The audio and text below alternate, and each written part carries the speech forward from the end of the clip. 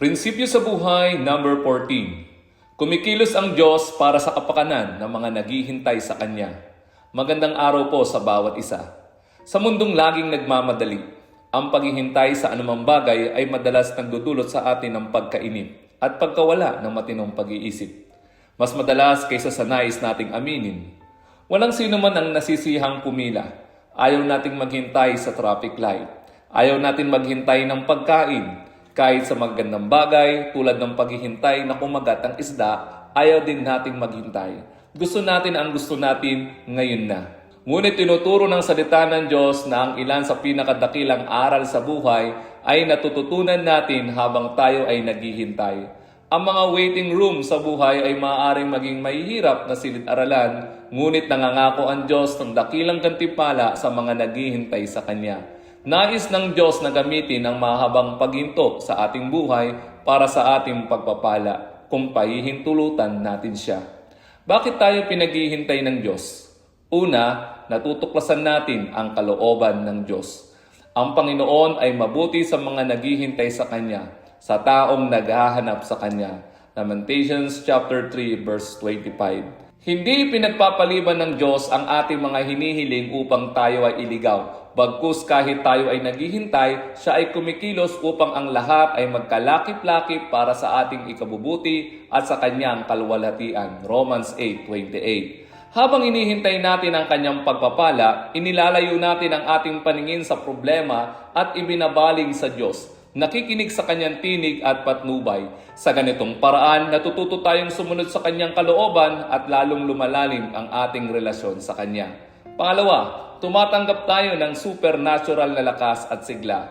Inaaniyahan tayo ng Diyos na angkinin ang kanyang pangako. Siya ang nagbibigay ng lakas sa napapagod at nagpapalakas sa nangihina. Ngunit ang mga naghihintay sa Panginoon ay magbabagong lakas. Sila'y mapapainan lang na gaya ng mga agila.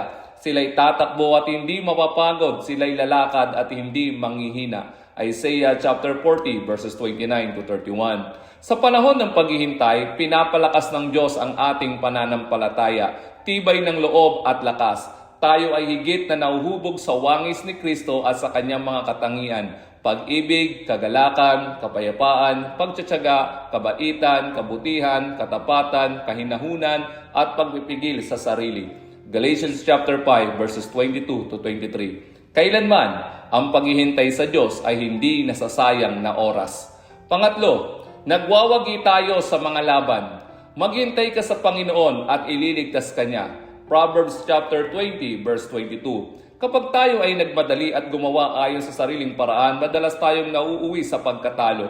Ngunit kapag tayo ay naghintay sa Diyos at sumunod sa kanyang mga utos, siya mismo ang titiyak sa ating tagumpay at mag-iingat sa atin laban sa padalos-dalos at hangal na mga pasya. Pang-apat, nakikita natin ang katuparan ng ating pananampalataya. Ang mga naghihintay sa akin ay hindi mapapahiya. Isaiah 49 verse 23. Sa huli, hindi tayo mapapahiya sa paghihintay sa Diyos. Ito ang laging tamang gawin. Ngunit ang Diyos lamang ang tunay na makakatulong sa atin at siya ay kailanman ay hindi mabibigo. Kapag tayo ay nagtitiwala at sumusunod, tiyak na makikita natin ang katuparan ng bawat pag-asang ating ipinagkatiwala sa Kanya. Panglima, nakikita natin ang Diyos na kumikilos para sa atin. Ang Diyos ay kumikilos para sa kapakanan ng mga naghihintay sa Kanya. Isaiah 64 verse 4. Napakagandang pangako nito. Habang tayo ay naghihintay, ang Diyos naman ay patuloy na kumikilos. Araw-araw, ang Diyos mismo ang ating tagapamagitan at tagapagtanggol. Kahit kapag tila may mga bagay na hindi umaayon, tinitiyak ng Diyos na ang lahat ay naayon sa Kanyang layunin.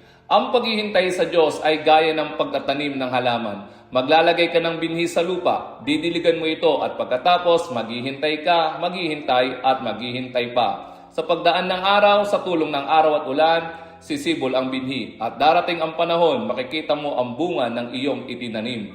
Ngunit isipin mo, kung hinukay mo agad ang binhi dahil wala ka pang nakikitang resulta, masisira mo ang iyong itinanim. Ganon din sa buhay, may mga bunga na nangangailangan ng mahabang panahon upang mahubog.